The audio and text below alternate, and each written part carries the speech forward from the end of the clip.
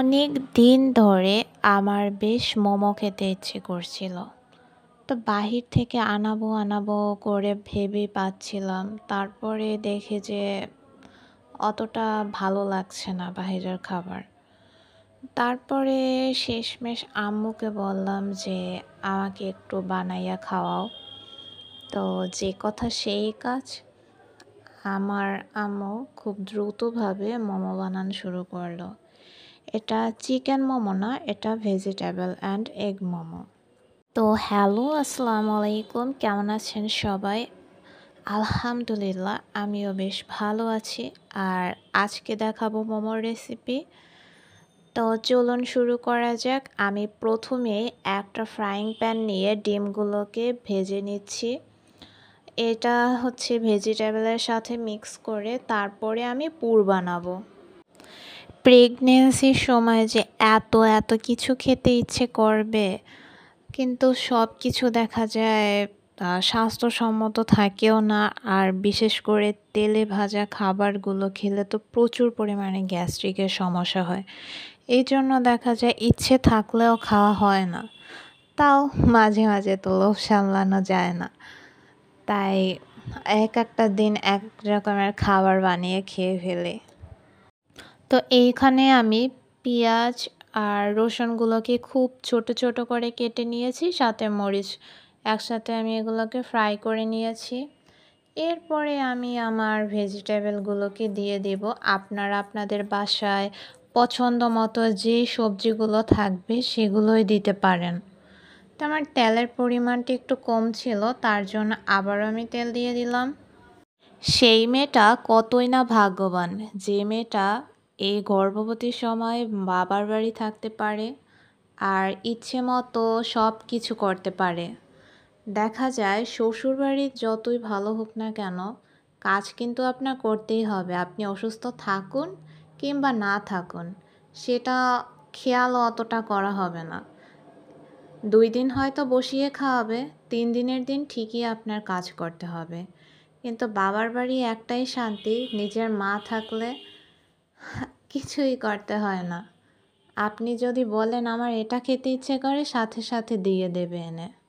আপনারা সবজি যেভাবে বানান সেভাবেই ঠিক বানিয়ে নেবেন। আমি এখানে সবজিগুলোর সাথে লবণ দিয়ে দিচ্ছি এবং কিছুটা জিরের গুঁড়ো, আর এখানে আমি কিছুটা গোলমরিচ গ্রাইন্ড করে রেখেছিলাম আর সেগুলোকে দিয়ে দিচ্ছি। তো এগুলোকে ভালোভাবে মিক্স করে আমি নাড়াচাড়া করে তারপরে সিদ্ধ হতে দিয়ে দেব। আর এর মাঝে চলুন আপনাদের সাথে গল্প করতে থাকি। দুনিয়াটা বেশ স্বার্থপর, আসলে এটা খুব ভালোভাবেই দেখেছি আর চিনেছিও। যতটা বড় হচ্ছি ততটাই মানুষগুলোকে দেখতেছি। আপনার কাছ থেকে সবসময় সব কিছু পাওয়ার জন্য বসে থাকবে, কিন্তু আপনি যদি তার কাছ থেকে পেতে যান এবং আশা করেন, সেটা কিন্তু কখনো সফল হবে না। তখনই শুরু হবে ঝগড়া। সম্পর্কগুলো হিসাব করে হয় না। আর যদি হিসেব করাই হয়, তাহলে এক পক্ষ কেন শুধুমাত্র হিসেব করা হবে, বাকি পক্ষও হিসেব করলো, কিন্তু সেটা তো হয় না। 2 পক্ষ সমান তালে চলতে পারে না। আজকাল তো চাকরির যুগ। মেয়েদের চাকরি করাটা আমি মনে করি এখন ছেলেরাই ম্যান্ডেটরি বানিয়ে দিচ্ছে। বউ চাকরি না করতে পারলে তার সাথেও দেখা যায় আজকাল হিসাব করা হচ্ছে অনেক। আগে কিন্তু এটা ছিল না, এখনও নেই অনেক জায়গায়, হাজার জায়গায়।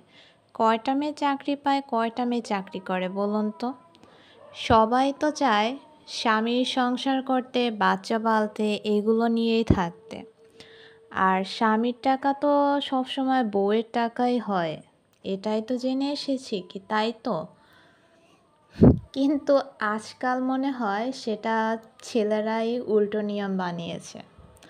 ছেলেরা চাকরি করলে বা ছেলেদের টাকা, সেটা কখনো বউয়ের নাকি হয় না, সেটা তারা নিজেরাই প্রকাশ্যে বলে দেয়। তুমি নিজে চাকরি করো, নিজের যোগ্যতা অর্জন করো। আচ্ছা, আমার যদি সংসারও সামলাতে হয়, বাবু সামলাতে হয়, চাকরিও করতে হয়, তাহলে আমি আমার আনন্দটা কখন করব? চাকরি তো হচ্ছে ইচ্ছে মতো। আমার ইচ্ছে হইলো আমি করতেই পারি, কিন্তু বাধ্যতামূলক তো নয়। চাকরি না করলে সম্মানটাও নাকি দেয় না ঠিকভাবে। চাকরি না করলে হিসেব করা হয়, তুমি বউ তাতে কি, সব কিছুর সাথে হিসেব করা হবে।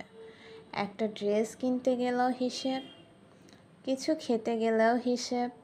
তখন বলা হয় নিজে কামাই করে কয় টাকা এনেছো, কয় টাকা খরচ করো, কয় টাকার এই টাকার তুমি মূল্য কি বোঝো।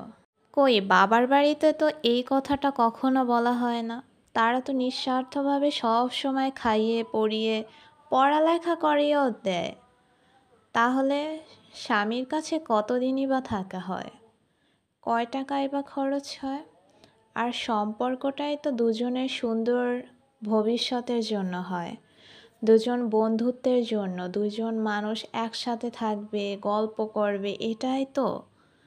এর জন্য চাকরি করো, এই করো, সেই করো, এগুলো করে কেন জীবন নষ্ট করা হয়? আমি আসলে এই কথাটার উত্তরটা কখনো খুঁজে পাই না। তো কেমন লাগলো আমার ভিডিওটা অবশ্যই জানাবেন কমেন্ট করে।